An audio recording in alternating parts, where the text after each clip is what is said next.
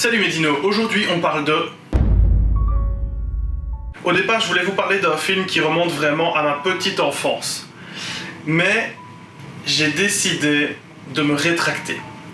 Certains diront que c'est un aveu de faiblesse. Mais moi je vois ça plutôt comme l'envie de conserver un souvenir positif de quelque chose que j'aimais quand j'étais gosse.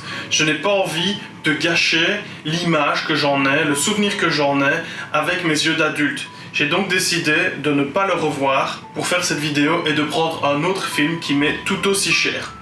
Du coup, j'ai décidé de partir sur celui-ci. Quand le film commence, la famille McAllister est sur le qui-vive. Ils sont en train de terminer les préparatifs pour un voyage à Paris. Et Kevin, contrarié par à peu près tout en fait, se voit enfermé dans sa chambre et puni. C'est là que, toujours autant contrarié par tout en fait, il va formuler un vœu sous la colère.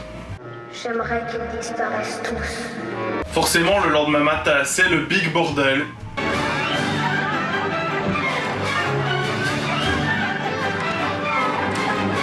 Au point où, au moment de compter tous les gosses pour partir, Kevin est confondu avec le gosse des voisins et oublié dans sa chambre. 6, 7, 8, 9, 10 et 11. Ok. Alors, entre le moment où la famille part et celui où la mère se rend compte que Kevin a disparu, il y a quand même un bon gros quart d'heure de film qui se passe. Et en temps réel, je pense que ça fait déjà 2 ou 3 heures que la mère ne s'est pas rendu compte que son gamin n'était pas là. Tu parles d'un parent responsable. Après avoir fouillé toute la maison de fond en comble, Kevin ne se dit pas un seul instant que ses parents ont dû partir sans lui, mais plutôt... Je crois bien que j'ai fait disparaître toute ma famille. Tu parles d'un gosse aimant. Bah du coup forcément c'est la fête.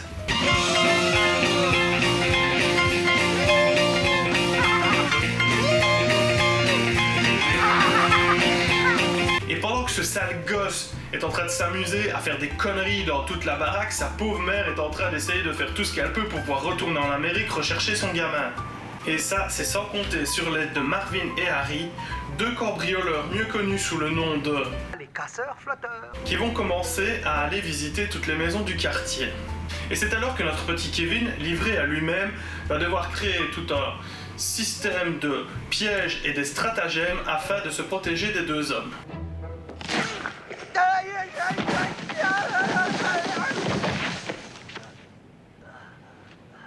Maman, j'ai raté l'avion, c'est un film culte ainsi que sa suite parce qu'il a touché les générations à sa sortie et toujours maintenant il touche beaucoup de monde. C'est une comédie on ne peut plus culte et surtout une comédie de Noël, donc c'est vraiment un truc à regarder en famille, c'est à hurler de rire. Ce qui est fun dans ce film, c'est ce côté débrouille, c'est ce gosse face à 2 adultes qui va devoir créer toute une série de pièges pour se défendre de ces 2 cambrioleurs qui sont aussi mauvais qu'ils sont cons comme des manches. Un autre aspect assez fun du film, c'est ce côté très cartoon.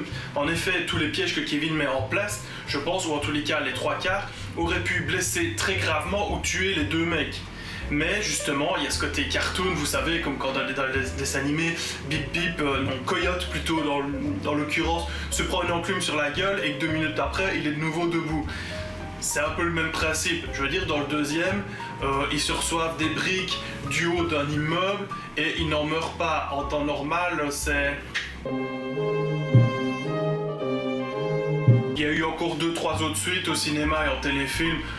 Le 3e est sympa, mais honnêtement, ça casse pas 3 pattes à un poulet. Donc je vous recommande très vivement d'aller vous jeter sur les 2 premiers, ils sont vraiment géniaux. Dans le deuxième, Kevin se retrouve, si je me rappelle bien, à New York. Sa mère a encore oublié où il était. Et c'est vraiment le bordel. Cette mère est géniale. Elle est campée par Catherine O'Hara, que vous avez déjà vu dans Beetlejuice aussi. J'adore cette actrice, elle est vraiment géniale. Surtout dans les comédies, je la trouve vraiment fantastique. Voilà mes dinos, c'est sur ça que se conclut cette petite critique de Maman j'ai raté l'avion. Abonnement, partage, commentaire, Utip, vous connaissez le système. Je vous dis à demain pour le premier film du week-end. Amour et grosses écailles, à la prochaine.